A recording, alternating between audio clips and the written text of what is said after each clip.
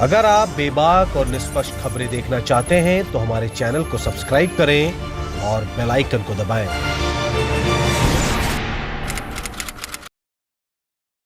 नमस्कार, आदाब, सत श्री अकाल। मैं हूं सुप्रिया और आप देख रहे हैं 4 PM न्यूज नेटवर्क।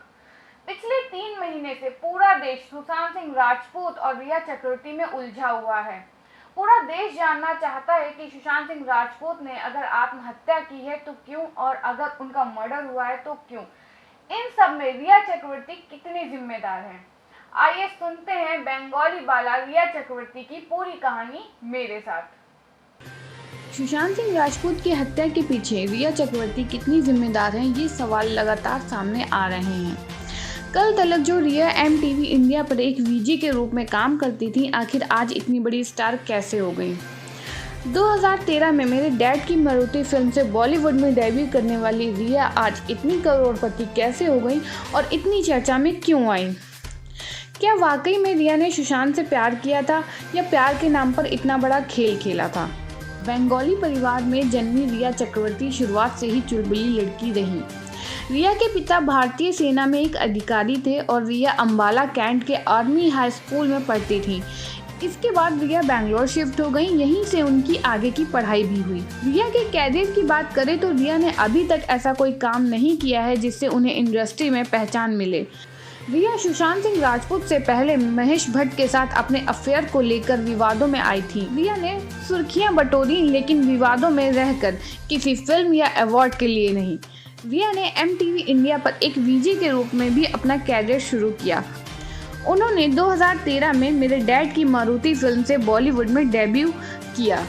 रिया ने अपने टीवी कैरियर की शुरुआत 2009 में TVS स्कूटी की टीम दीवा से की, जो MTV इंडिया की पहली सीरीज थी।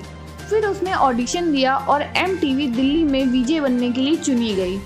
उन्होंने 60 सेकंड में पेप्सी, MTV वासुप, टिक टैक, कैंपस बीट और MTV गाने सहित कई MTV शोज प्रस्तुत किए। उन्होंने 2012 में एक तेलुगु फिल्म तूनेगा से अपने अभिनय की शुरुआत की, जिसमें उन्होंने निधि का किरदार निभाया। 2013 में जसलीन के रूप में मेरे डैड की मारुति फिल्म से रिया ने बॉलीवुड कैरियर में शुरुआत की। 2014 में सोनाली केबल में उन्होंने सोनाली का छोटा सा किरदार निभाया। उसने 2017 में YRF के बैंड चोर में काम किया। छोटे से रोल के लिए वे हाफ गर्लफ्रेंड में भी नजर आई। इन सब चीज़ों से अभी रिया को कोई पहचान नहीं मिली थी। 2018 में रिया लीड रोल में महेश भट्ट की फिल्म जलेबी में नजर आई। इस फिल्म की रिलीज के दौरान रिया और महेश भट्ट की कुछ तस्वीरें वायरल हुई, जिसके बाद महेश और रिया के संबंधों पर सवाल उठे। महेश भट्ट के साथ रिया की ऐसी तस्वीरें देखकर सभी हैरान थे। दबी आवाज़ में ये भी आवाज़ उठ रही थी कि रिया ने फिल्म पाने के लिए महेश भट्ट का सहारा लिया है। यह भी बता दूं कि रिया ने बैंड बाजा बारात के लिए ऑडिशन दिया था, लेकिन उन्हें रिजेक्ट कर दिया गया। ये वही फिल्म है जिसमें अनुष्का शर्मा नजर आई थी। रिया आयुष्मान खुराना के साथ म्यूजिक एल्बम ओए हीरिये में भी नजर आ चुकी हैं। 2013 में जब एक फिल्म की शूटिंग रिया कर रही थी, वहीं दूसरी ओर सुशांत की फिल्म शुद्ध देसी रोमांस का भी सेट लगा था। शूटिंग के दौरान रिया और सुशांत की मुलाकात हुई थी। ये एक नॉर्मल मुलाकात थी। उस समय सुशांत अंकिता लोखंडे के साथ रिलेशनशिप में थे और उन्होंने ये घोषणा कर दी थी कि वे शादी भी अंकिता से ही करेंगे। हालांकि 2016-17 में अंकिता और सुशांत का रिश्ता टूट गया। अंकिता से ब्रेकअप के बाद सुशांत रिया से अपने दिल का दर्द बांटने लगे थे। धीरे धीरे दोनों एक दूसरे के नज़दीक आने लगे थे। सुशांत और रिया पिछले 1 साल से रिलेशनशिप में थे। दोनों लिव इन में रह रहे थे।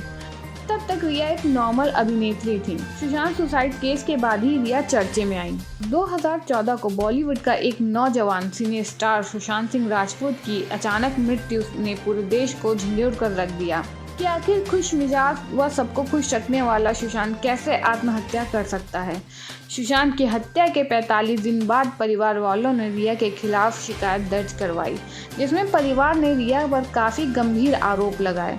सुशांत के पिता के सिंह ने अपने शिकायत में कहा कि रिया ने ही सुशांत को आत्महत्या के लिए उकसाया है। उन्होंने सुशांत से पैसे ऐंठ और 15 करोड़ की रकम को उन्होंने फर्जी अकाउंट बनाकर उसमें ट्रांसफ़र कर लिया। इसके बाद विवाद बढ़ता ही गया और देखते ही देखते उसमें इतने सारी सरकारें और सियासी दल कूद पड़े। अतः रिया चक्रवर्ती फंसती ही चली गई।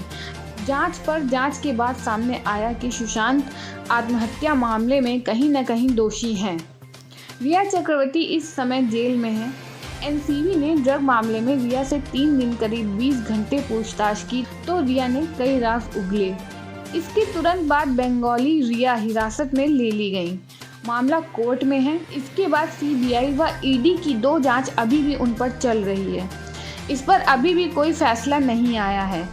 रिया केस में एनसीबी और रिया और उसके भाई शौविक समेत 12 से अधिक लोगों को हिरासत में ले चुकी है। उसमें 7 लोग अभी भी जेल में हैं।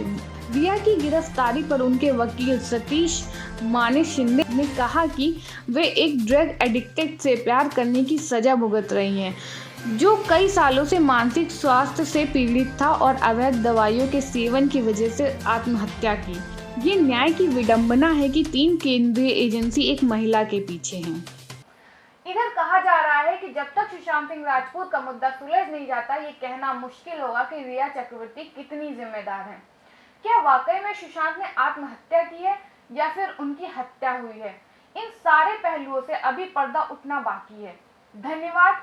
अगर आप ऐसे ही बेबाक खबरें देखना चाहते हैं तो देखते रहिए 4 PM न्यूज़ नेटवर्क।